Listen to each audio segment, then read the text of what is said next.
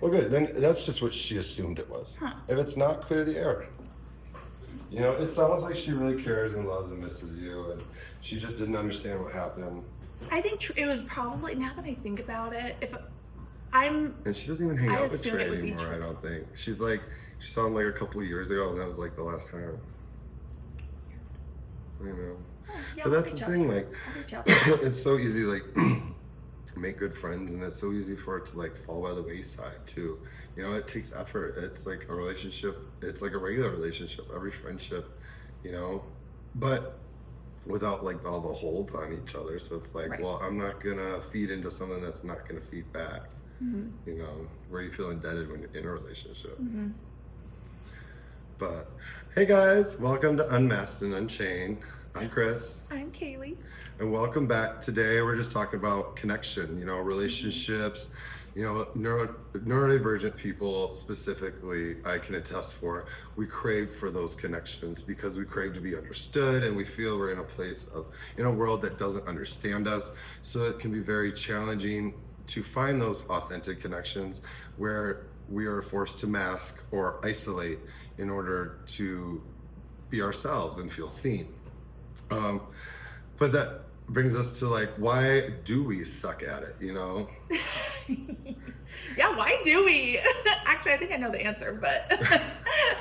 I mean, I'm a self-sabotager as well. I will say, I don't know what it is. I will like the chase. I don't like people that approach me. I'll be like, oh, what do you want from me? Right. And then, but if I want somebody, like, I will suit after them, like friendship or relationship. Mostly it's a relationship, and then if it doesn't work out, it becomes a friendship, you know, that kind of thing. And then really it's just like, I chase after, and then it's like once we start hanging out, it's like 2 weeks later, I'm like, okay, well, the interest is gone. Over it. You know, and it's like, we can be friends and acquaintances. You know, I'd love that. Like, I still enjoy your energy, but I don't think this is a romantic relationship. And then I'll be like, on to the next one. And that happened a lot for me in my youth specifically. I'm a big self-sabotager, every friendship, relationship, I know, but it's almost like, why do we do that? Yeah, why you do know? we do that? You know, we really crave the connection. And for me, personally, I think it's like self-sabotage in order to protect. Yes. I think that I am too much because the world has made me feel that way, or I've internalized that feeling. And so I feel that once those people get to know the real me, they're not going to like me. So I will blow up the situation before they can deny me. That's exactly it. And then if I can Every do time. that, then it's like, well, you did it because of what I did, not because of who I am. That's so true. Oh my gosh. Yes, because that's literally, oh my gosh, that's so true. I know, it's so crazy. And it's like, why do I keep holding myself back? Like, because I'm even like self-aware that I am self-sabotaging, but then I still can't stop. It's like almost like I'm like a third person, like witnessing my behavior, and I just can't stop. I know, How do it's we so stop? weird. But if you look back at it, it really does stem from us having to hide ourselves, us feeling that we aren't everybody else and that we're too weird to be accepted. And it's like those relationships really get down to the closeness. Like, you don't get closer besides your family members. Right. You know? Yeah, you And have like the very select few people I that know. have seen you without a mask. Exactly. And it's like those relationships dig up all the things you haven't touched with your family. You know, it digs up all those things that you're like, I don't like this, and because you do this. And really, it all stems to the inner child work. Like, I've noticed myself, I grew up with, you know, internalizing everything. I don't know if it was like being on Adderall, because when I was a kid off of Adderall, I feel like I didn't internalize anything. It was all everything outside of me. I either interacted with it or I didn't. Yeah. And then once I was told something was wrong with me, Right. I started internalizing everything. And then I was given this drug that helped me focus, and I focused on that even more. And then I just started analyzing everybody else and be like, okay, they do this, they're talking about this. I don't really want to talk about this, which is another topic, because me on and off medication, you know, without my Vyvanse, I can be so chatty about anything, but on it, I'm like, everything serious. I'm like, Right? It's what like, What do you want to talk about? All right, cool, great. Anything else? See you later. Oh no, I always say like I lose when it kicks in. I'm like, oh, there goes my personality. And it's just like, I know, and I do have to balance it out with like other things like caffeine or a little bit of cannabis, like yeah, that's vape. my that's my thing. But you know, it's all about a balance, and you learn that as an adult. Like, it's all about balance. Whatever keeps you motivated and able to keep going forward, respectfully, healthfully. You know, and it's like there's no shame in that. No. And I feel there has been such a shame built up around a lot of things in life in order to control how we operate.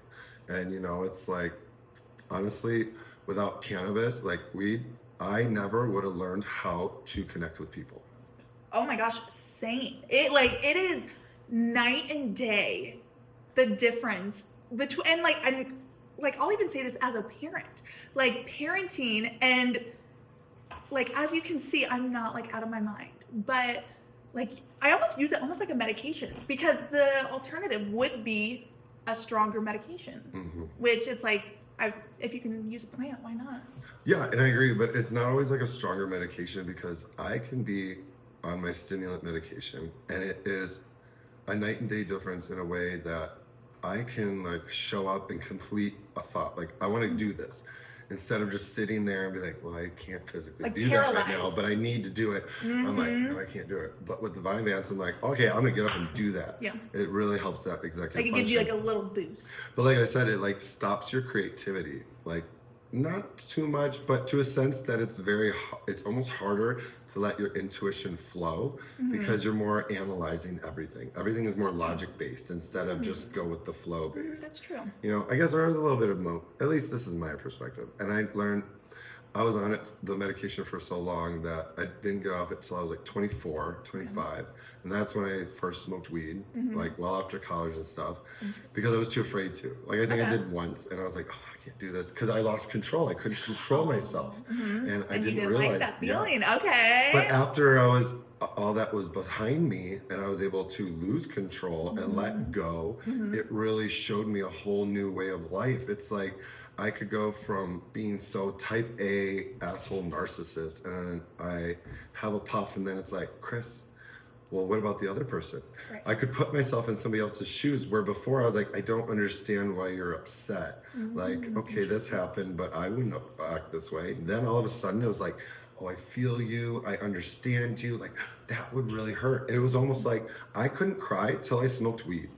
Really? I didn't cry hardly ever. Like, the only time I cried was like when one of my childhood dogs died that I loved, you know.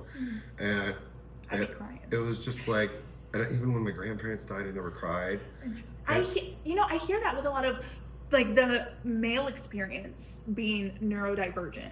I hear that a lot. Whereas sometimes like they can get mistaken as very cold and mean, but I saw it's just that the in demeanor. myself, and I thought, well, why can't I cry?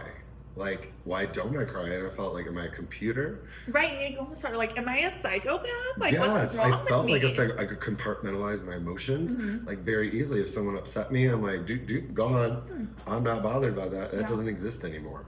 And it's so funny. I grew up and you read the Aries astrological sign, and I thought, oh, it's just an Aries thing.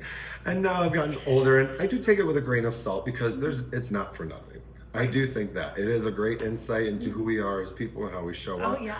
And I do think there is a little bit science. It's actually like the first science astrology. Right, yeah, it's been around is. so long. So it's like, you gotta take it for a little bit. But it's interesting that as you get older, you start noticing like you can put those traits on a lot of people. And now it's really on your mindset. Like, no, I'm just neurodivergent ADHD, and like I'm ADHD unless I'm on my medication, which becomes super autistic, because it's like people, oh my God, don't ever eat near me like during the day. Like, if I'm on my medication and I hear you eating or chewing gum, I'm like, what the hell are you doing? Is that called not mesothelioma? Misphonia. Yes. Misphonia.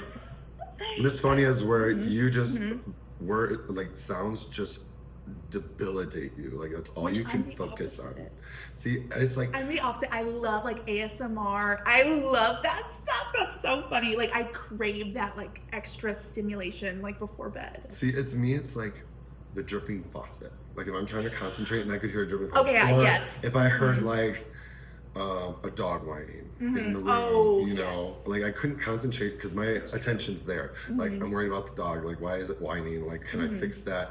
And it's really hard to learn how to share your attention. Leads into that overstimulation thing. But back into the connection, you know,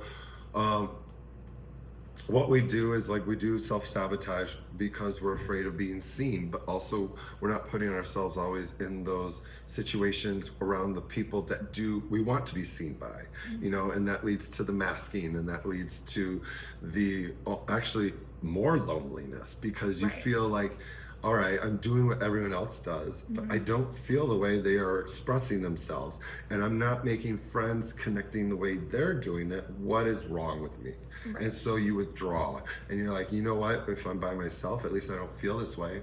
You know, it's those people. You can start to say I'm a victim, and like it's them, not me, and then you're not really seeing yourself, and it's really sad because you weren't given the opportunity to see yourself. And that's what I love about this podcast. I think masking is such an interesting thing because there are so many negatives, but there's also a lot of pros to it. It's one of those things, there's like, we are masters of masking, but we can take it too far to where now you don't have authentic connections.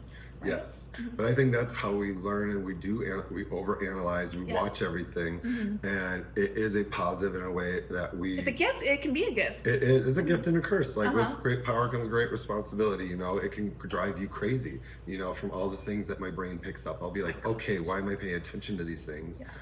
But it's like, I'm sorry, I got sidetracked. But like the positives, we analyze people, we see how others interact, and we're like, okay, if I can do that, like I can do what that person does, but we don't always know why.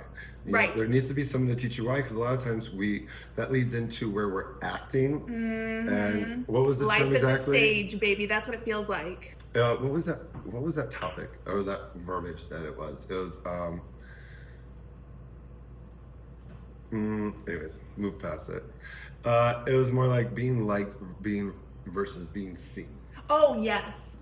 You know, so it's like, are we acting? No, it was like the acting connecting, and then is it really connecting? You know, like, are we just going along playing, like, I know if I hit A, B, and C, 1, 2, 3 will happen, you know, and you're just doing it because that's the role that you need to play in this situation, but really you don't even understand it. You're like, I don't get it, I don't know, I'm not feeling it here, but I'm still here, and you're trying.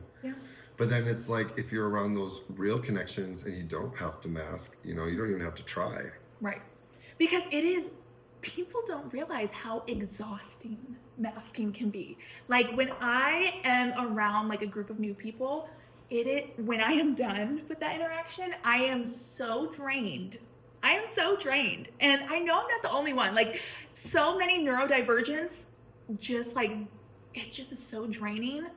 But then as soon as, like, if you're around people where you can drop the mask, it's so refreshing. It's like where you don't have to worry, you know, about like how am I being perceived? You don't have to worry about like weird social norms. You just like are yourself.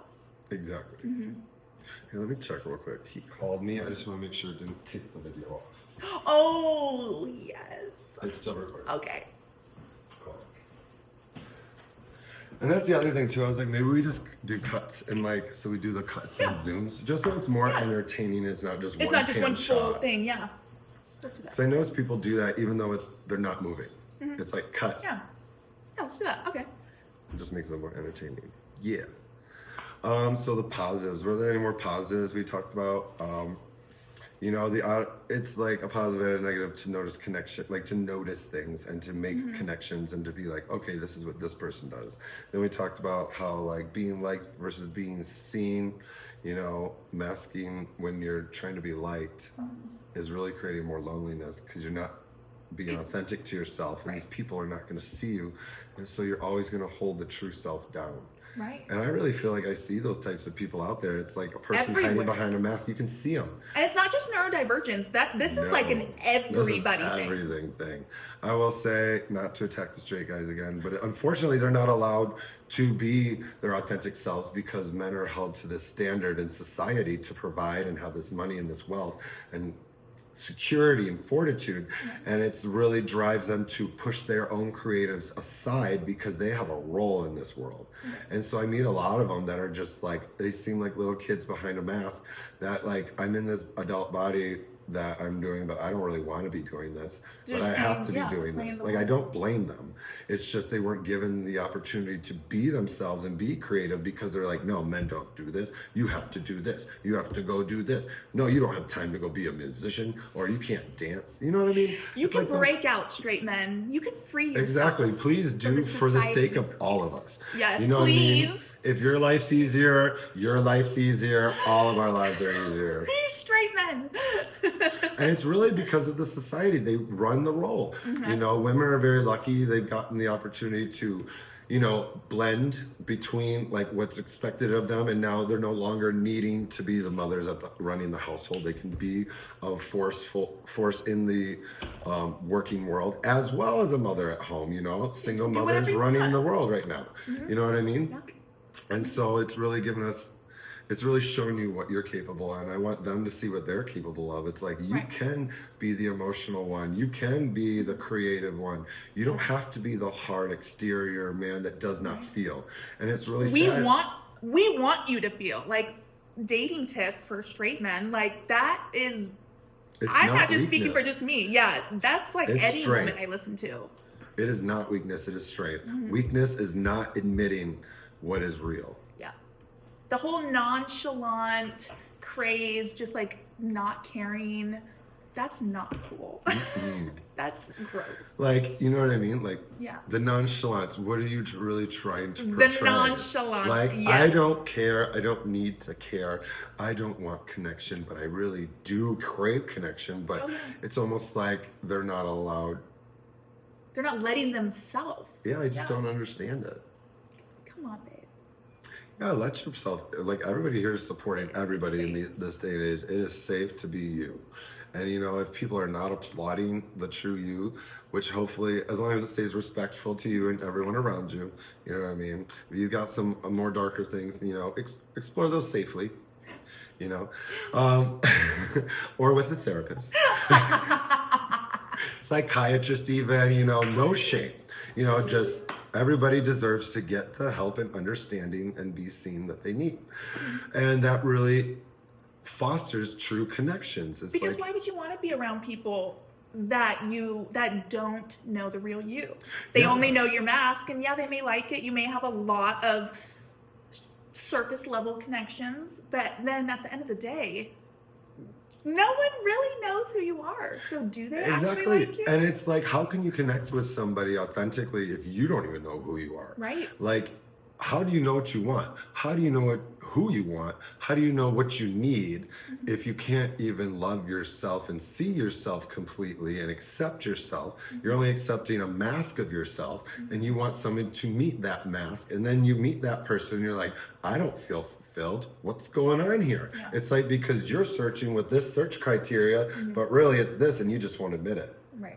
But if you just admitted it and make everyone's life easier, you'd be where you want to be. You'll find somebody you want. Just naturally, It'll just, you'll attract what's meant for you when you are authentic.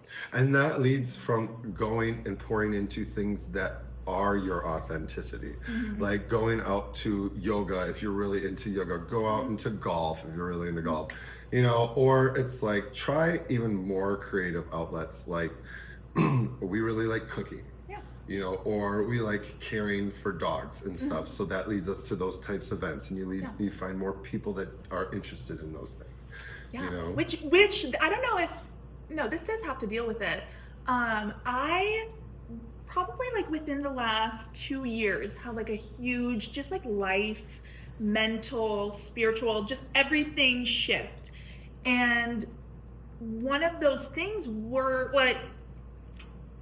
was losing the people that didn't necessarily, I don't know the word for it. Fit your true self. Right. And that does get lonely at first. It was very lonely. For probably like a full year, maybe even longer, I did not talk to anybody, not a single person. And then I started volunteering at this dog shelter, Desert Tales in Scottsdale. And just naturally over time, being my authentic self, all these people there just naturally connected with me, but my authentic self. And it has been so refreshing to have like a group of people that it's just like a genuine, there's no weird social norms that are having to be like held up. There's no lies, there's no weirdness. It's just authenticness and no judgment. It's so refreshing. Oh, I wish I would have done it when I was younger. But see, that's the scary part, is you have to go through the loneliness first, because you have to get rid of what's no longer meant for you to bring in what is. Exactly. You know, you can't juggle both worlds. You really can't. You will feel torn. Like trying to juggle who you want to be and who you feel you need to be in order to entertain, in order to nourish. Like it creates a lot of mental disorders. You know, it's the split. Like I feel like that's where a lot of bipolar can stem from, is like the idea of where, who I was supposed to be and who I know I am to be. And you have to really eject yourself from that life in order to go build your own life. And a lot of people won't do it because it is so scary, because they've never done something like that. And it is very scary. But we're both here to tell you it is worthwhile. Like it'll be more worthwhile than staying put, and you will start feeling seen, heard. Because once you get rid of all the nonsense, you start making room and listening to what makes sense. And I like that. Clip it. And honestly, that's what leads you to the people that lead into you. Then you don't even need to search. It's like all of a sudden, you just naturally attract them. They're just there. Yes, all of a sudden I attract lots of people like yourself. Like we just were naturally came back into each other's lives after years, and it's just like, but for why and for this. And it's so funny how we have the same thinking. Yeah. We should tell them that, like, I guess there's no like story, but we do have like an interesting history where we've been like connected, like surface level for like quite a few years, but then just recently, like actually when the timing was right, became a lot closer.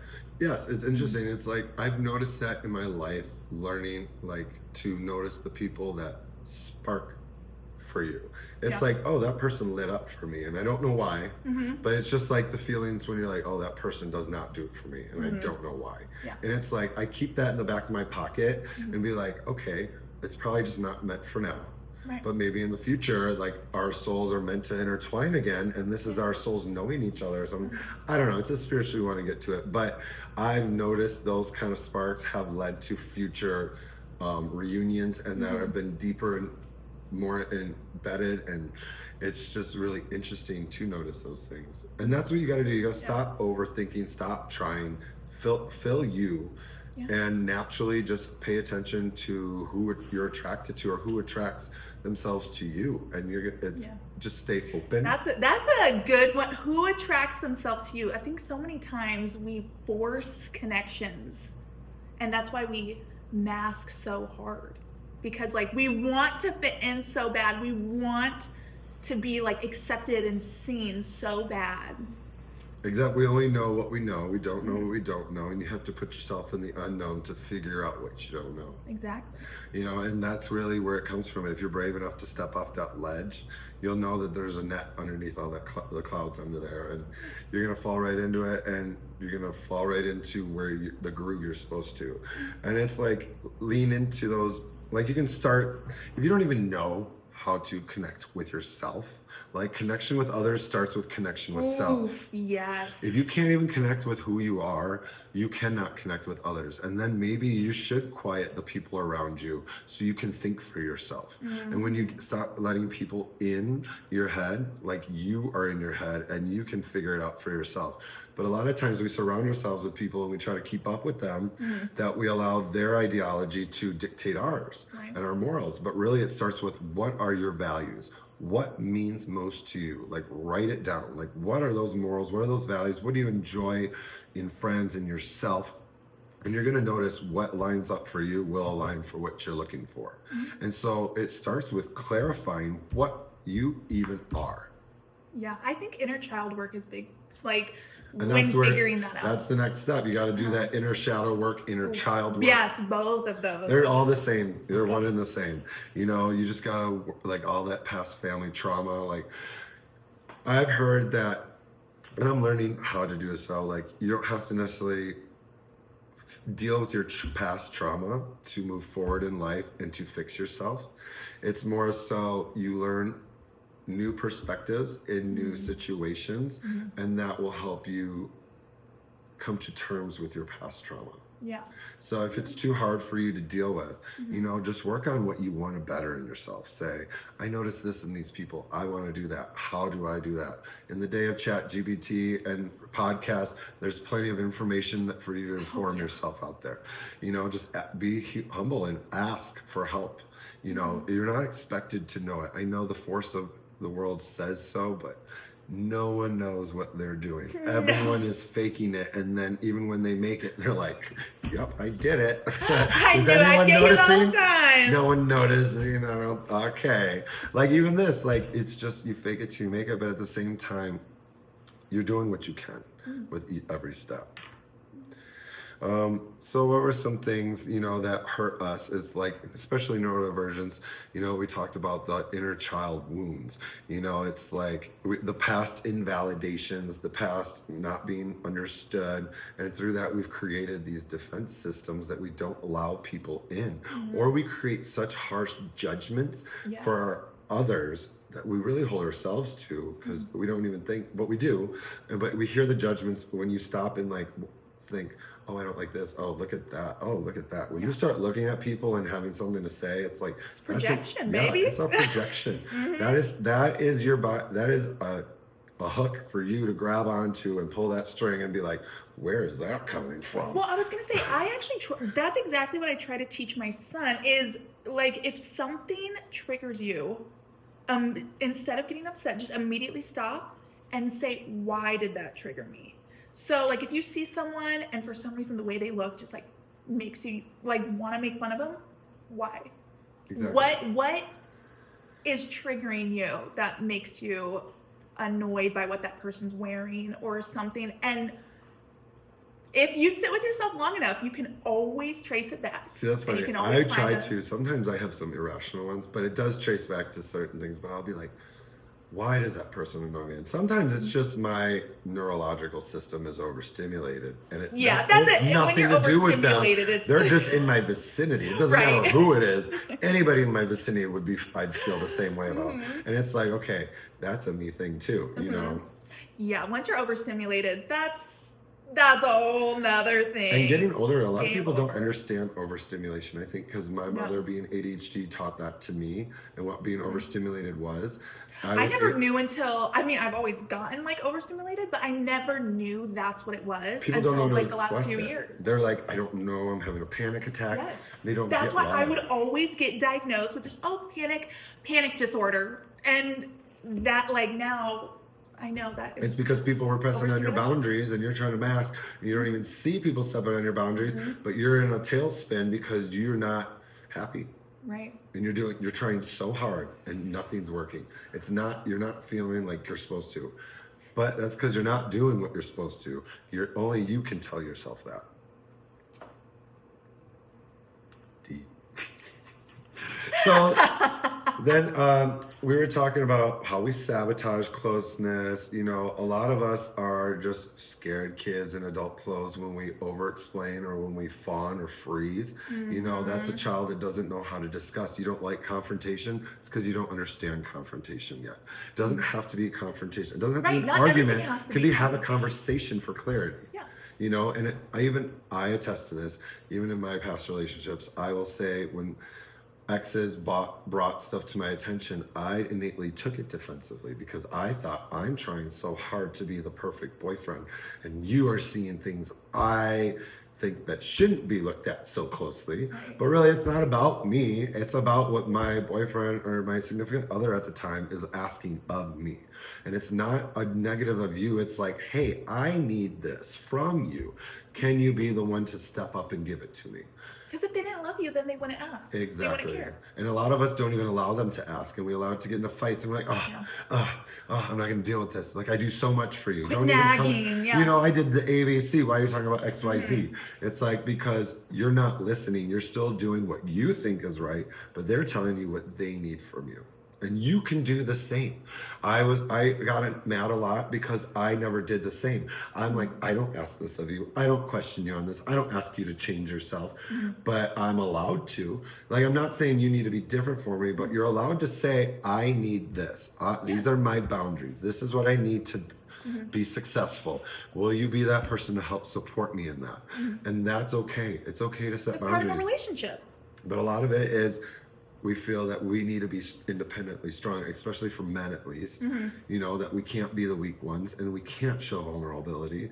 And it just leads into all this perpetual bullshit. Sorry. But, you know, talking about bullshit, it's like, how do you build those real I was going to say, like, connections? what can we do to build? Exactly.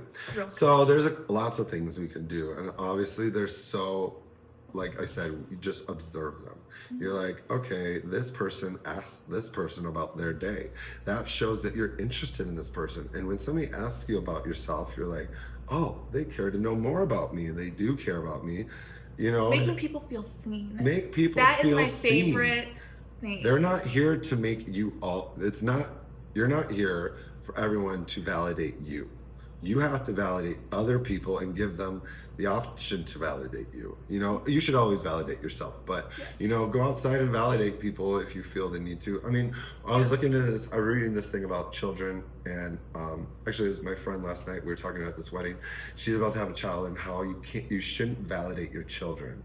You should say, like, hey, I drew a blue duck. And you're like, oh, I see your blue duck. You shouldn't be like, oh my God, that's the greatest blue duck I've ever seen. Oh, okay, I see. And I guess it's the point of, you're making them feel seen, but they are supporting their decisions. Not the parents saying, my mom really loved my blue duck, I need to do more coloring. Otherwise, they'll rely on that external validation. Isn't that makes crazy? so much I didn't sense. even think about it. And I was I like, didn't that either. makes so much sense. Yeah. And it's the same thing. It's like, we all are out here asking for you to validate us with a participation ribbon, Right. and say, I did something, please tell me I did right. And it's like, but did Me you? with a praise kink. I think we all like to be called good boy or good girl a little bit. You know, that's something that catches everybody off guard. But it's like that innate feeling, like we want to be wanted. We want people to see us and what we're doing. Everyone just wants to feel seen at the end of the day. That's what we crave, is to feel seen. I think that's why the we want connection. Yeah. Exactly. We want someone to make us feel seen, which sounds silly, but And at the end of the day, when you have even a few people making you feel seen, everybody else doesn't even make sense. Like, those acquaintances fall by the wayside. You stop going out. You stop being Doesn't like, matter. I need to be seen in my new shirt. Oh, I've been losing weight. I got a new haircut. Like, I want people to compliment me. Yeah. And it's like, why? Do something. Like, that's not really going to get you what you need. You don't build a relationship on compliments. You don't build a relationship on looks alone, you know. But a lot, unfortunately, and I think nowadays it's so bad, especially like in certain areas where you live, people are just so shallow and surface level, and everyone is trying to, can I like drop Scottsdale? Like, in the Scottsdale area, it's really bad because everyone, this isn't a neurodivergent thing. This is actually like a lot of neurotypicals I see. For sure. Where holding up this mask that they just so badly want to fit in with like a certain crowd, but it's all fake, and they just all do it. They're just all And it all stems from looks fake. and money. Yes. Because that's everybody it. wants the looks and the money. There's no real connection, and then they wonder why they're so unfulfilled. I mean, how many drug dealing guys with trust funds do you know in Scottsdale? Oh. No, there's some great guys out there, but it's so funny. They just have nothing else to do with their life, and so they're just causing ruckus. You know, that's their playground. But it's really like, it's not about the money. It's not about the looks. But I understand when you're born into that, you know, you're born into money, and those come with rules. Like if you want to keep on with daddy's money, you better go by daddy's rules, you know, and you have to be quiet or else you're going to be cut off. Yeah. So that stems people to be like their family, to do what their family wants in them. And they never truly learn because they have to fully be cut off in order you to fully be yourself. Yeah. And they will never get, well, not never. Most people, if they choose not to, never. Most people probably won't, or I won't say most people. Some people won't choose themselves. They'll choose financial security every time. You know, because at least it's not that bad. Right. I can make it do. It's a survival technique. It is. And there's no shame in that. But it's like you're always going to feel like there could be something more. Even if you want to pretend it's not and you make it as best as you can. You know, there's always going to be something in there that you probably couldn't do if you're not authentically expressing yourself. You know, you're choosing to express yourself the way somebody else wants, you know, in a lot of those times in order to be included, like we said. It's almost like taking your bra off. I know you probably don't know this feeling, but like as a woman, when you take your bra off, honey, you know what I'm talking about. It's just like the best feeling ever. And you can breathe. That is what making a true connection feels like. It's like you can just take your bra off. It does. It's just so easy and everything can let loose. You relax. You relax let it and loose, breathe. Baby. I was like, I can feel that whenever I wear like jockey, like tight underwear. Oh yeah, so yeah. It's the same. You get it. But so like some positives to build real connection, you know, instead of that performing for people, you know, just pause. Like you don't have to respond as they expect you to, respond as you wish to. You know, a lot of the times where it started for me, I was hanging out with friends in Scottsdale, and they're all good friends, all old friends, and they were all talking about things I had no idea, I didn't even want to talk about. Not that I didn't know, it was about mortgages and like crypto and all this, and I'm like, I don't care about that for that monetary stuff. Like I'm in it about like, I want to feel like a happy person. You know, I want to be fulfilled even if money doesn't come, you know, but money will always be there, you know, and it wasn't my focus. And so it's just like hearing this, it's like, I'm not going to feed into this anymore because I don't even want to.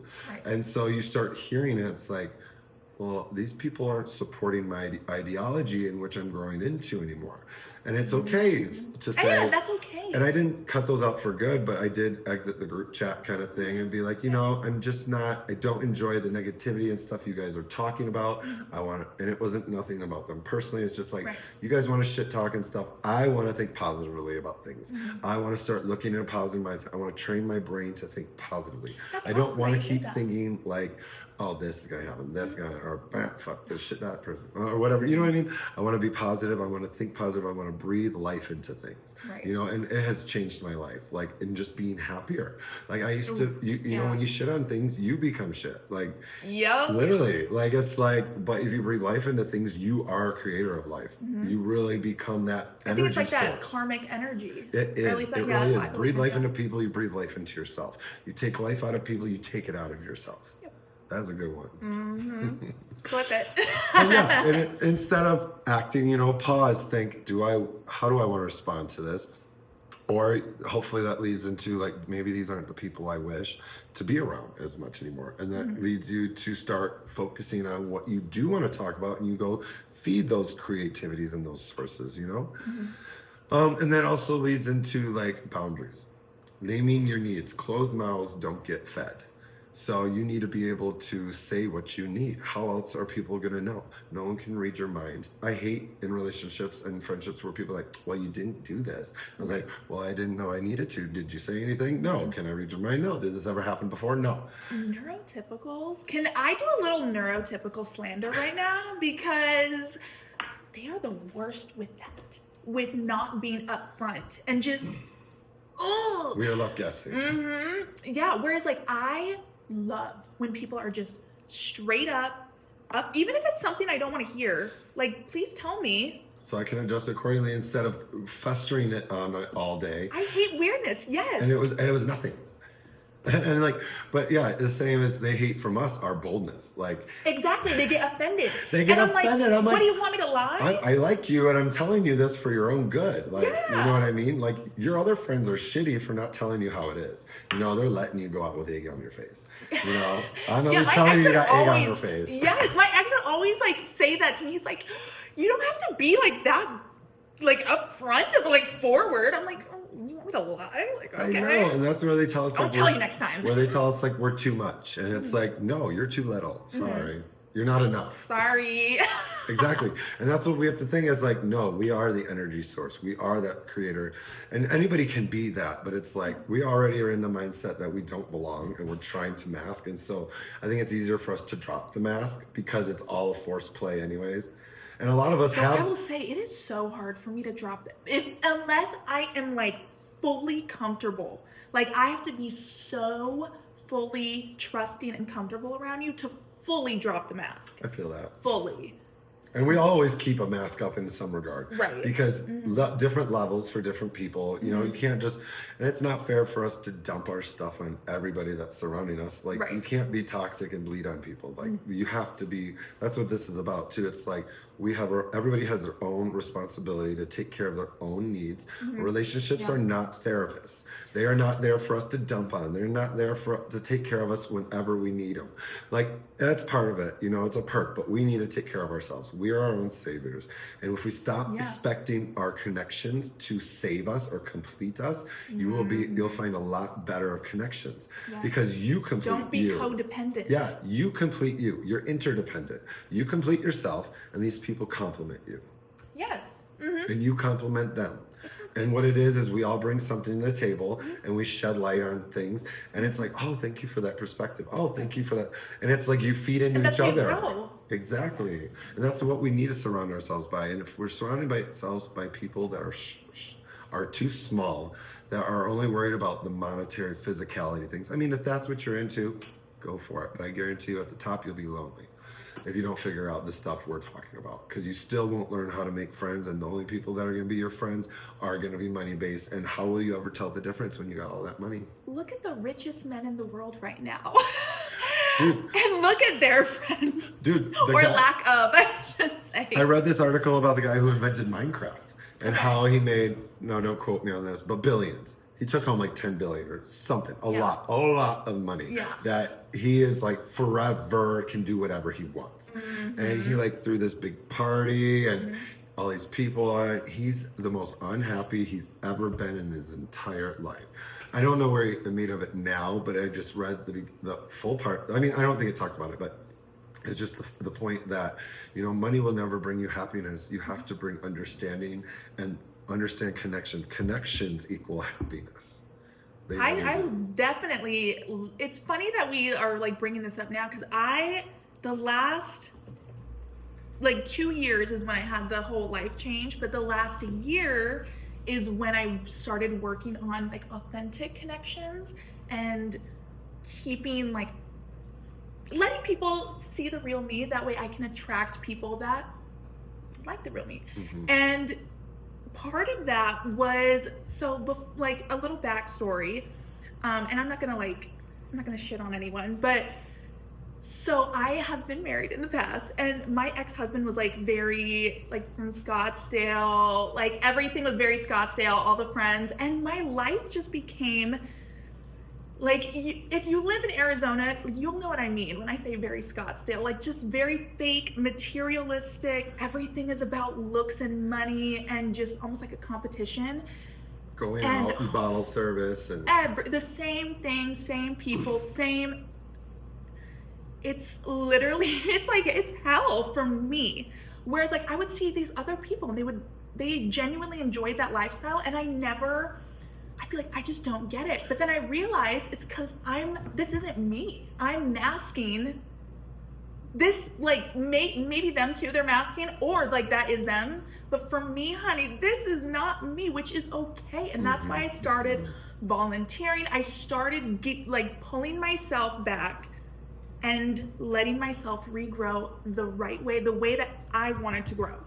Not how society was telling me, but what I wanted to do authentically. And it's been so rewarding. Like, it was very hard at first, but it was so rewarding. Like when you finally get to that point. No, definitely. And that's the whole thing. You got to drop off what no one means to you. I've always thought about this about Scottsdale. I was like, is everyone here happy or just comfortable? Ooh. And are they even comfortable? But you know what I mean? Like comfortable, like they're taken care of, or you know. But that's what I'm saying. So many people are just faking That's the true. lifestyle. That's what I hear. So they're not. Their car's getting repoed at the club. Okay. Okay, actually, Like, that is so true. The keeping up with the Joneses type thing. Because my friends, I didn't even know about this till like my friends are in mortgages and doing loans and helping people with regular loans, and they're working with people in Scottsdale, and they're like, they make 200-300K a year, but they're spending 800,000 a year or something. Like, you know what I mean? They're spending so much. It's ridiculous. It's all credit. Like it's insane. And it's like, why? Like I've been through that in my life where, you know, you want to do things because you can't keep up money wise, but you know, you got credit card, let's go do it. And I get it, you know, as long as you got some use out of it. But it's exactly that. You can't prop a life on credit. That's literally an explanation of propping a life up on inauthenticity. yeah. Like, I need all this stuff to feel happy. And then you're like, all I have is debt. All I have is debt and depression. Right. But like, honestly, asking you, what was a time where actually, like, when were you lonelier in a relationship or as you were single? Like, that's what I want to know. I want to say until my last actually even my last relationship, like I felt so lonely. And it wasn't until Isn't that the worst? I broke up and I was able to see things from the outside that I was able to find my confidence and then move on quickly. And it's like, oh, I allowed this person to make me think this way for so long, and I allowed myself to change for this person to be accepted, and this person isn't really what I want, because through this relationship I've learned what I want more so, and it's not this. And a lot of us, I think, are either perpetually single or perpetual daters. You know what I mean? There's some in-betweeners, but it's like I always go relationship to relationship. And I don't know why. I think it's because I enjoy having someone there that I can confide into. And, you know, and being so lonely by myself, I'm like, I can be by myself. But I don't know, I've lived by I myself, am like bipolar when it comes to, because I either am in like a long-term relationship or I'm like asexual. Like there's no in between. I'm not like let's like date for like a little, that's stressful for me. Oh, I hate that. Like I just want to meet someone, get comfortable with them so I can drop my mask, be authentic. And that's like my favorite person. I don't want to like constantly have to like go through the small talk and all that. I hate that. See, I feel the same way, and that's why I'm a serial long-term dater, like 3 to 4 years at a time. Exactly. Always. Or it's like, you're exactly right, asexual, it's like, no, I'm dating myself right now. Yeah, I'm just like I'm not interested in the surface level bullshit. Because it's just stressful for no reason, for what? Exactly. And I think that's what everyone needs to do is date yourself for once. Yes. Like, and treat yourself, you know, take yourself, learn what you like, learn what you'd like to do. Take yourself on dates. Yeah, take yourself out to eat. Like, how do you know what you like until you do it? Allow yourself to go do something. Yeah. You know? So. And maybe you'll meet a connection when you're there. Exactly. That's what it's all about. Some more things about, let's see, we're wrapping it up. Connection does require practice, though. Oh, that's a good one. That's Yes. it. Yeah, so connection is a skill. Like, you know, it's not something that you just know. It's something that we all have to learn. A lot of it us learn as children. You know, the neurotypical, I feel like that's what you learn in elementary school and childhood is like the interdisciplinary thing. But honestly, when I grew up, I didn't have many friends. I was alienated. I didn't know how to connect with them, so I didn't. Right. And I just did my own thing. I like played Sims or Pokemon or, you know, I was a super nerdy kid. And or then I got into sports, and then my friends were the people I was acquainted with were involved around sports just because we were around each other and practicing. But really, I never had like friends till like college and afterwards. So I started becoming myself. Yeah, you know, I never had like super close friends either. It would be just very like surface level. Exactly. friendships. But it wasn't even until like I stopped working on myself and what I was trying to do, like go to medical school, that I started saying like, I want to make friends now. Yeah. You know, it's like, oh, I didn't meet this criteria, so let's try to pivot and let's go make some friends. And that's where, you know, you're studying and it's a skill. Like I had to learn how to connect with people. Like, all right, you have to ask them about themselves, you know, act interested, like, and you should be genuinely interested. You shouldn't just act. Like if you're acting, like maybe that's a good way to initially start and teach yourself how to naturally be interested. Like any skill, you get better with practice and then it becomes second nature. Yes. It's muscle memory. You don't even have to think. You're just like, hey, how you doing? It's so good to see you. I love this sweater. Where'd you get it? You know, know, you just say little things like that, and it's like, I do care because I want to make you feel good. Yeah. And I want you, like, not just to like me, just like, I want you to walk away from this interaction feeling fed just like I am by seeing you. And that's how I show you that I care, by telling you about the things that I enjoy about you. You know, that's how we feed into each other. Yeah. I can't just talk to you about myself all the time. You know, that's a really one-sided relationship, and that's what we tend to do. A lot of us, ADHD people or autistic people, you know, we technically. But sometimes we don't even mean to. We do it to relate, but it comes off as like a competition. But it's hard for us to want to relate. I know personally, it's hard for me to be interested in sometimes other people's interests, and that's why you just gotta align and find people with the same interests. Makes it a lot easier. But yeah. With all this, you know, you perform, you get better and better as you go. You know, perfect practice makes perfect execution. Yeah. You know, and it's gonna suck at first. Dropping the mask sucks at first. You have to be brave. Yes, it's like anxiety, all the emotions. But once you practice it and master it. Yeah, just like making these videos. Like each video we improve, we get better. We're doing a little bit extra. We notice what we did last time. We're like, okay, we've analyzed and we're going to do this better next time, so that we don't have that problem. And then we're more well received. And like we enjoy what we're doing. You know, we're not masking ourselves for everybody. We're just getting better at how we present ourselves. Yes, and being honest about ourselves. Honest and authentic. And we really invite you to share and comment, and we want to hear your stories. You know, yeah, leave a juicy story, please. Exactly. And honestly, we're going to start doing lives. I think we're going to start doing them on Mondays, like a Mindset Monday live. We'll go live and do online coaching for you. We'll have links and everything available. But yeah, just to like get your words out there, have hot coaching seat moments, and then be able to show you real life examples that you'd like to hear. Yeah, because I want it to be like more interactive. So please leave comments. Yes, exactly. Stories, anything. And that's what we're learning too, like how to develop all this. And then pretty soon we'll maybe be able to have like a live segment. Or if you guys send in your comments and everything, we'll at least have a segment where we can just read what you want to hear. Yes, if you have, and it doesn't have to be about connection, like particularly. You can literally comment anything about questions your you have, situation experiences that you want to be that you want talked about, and it can be anonymous. You're just like, I want to hear what you guys have to say on this subject, and we'll have a moment where we just read some letters and stuff and just talk about it openly and have like a kind of open dialogue about our perspectives on it. And unmask it. Exactly, unmask it, break it down for you, and show you that it's not that scary. You're just holding yourself back in some areas. But yeah, we'll catch you guys next time. Make sure you like, subscribe us, and yeah, bye. How long was that one? Was that a longer one? That was a long one. I feel like that was a long one. It's 50.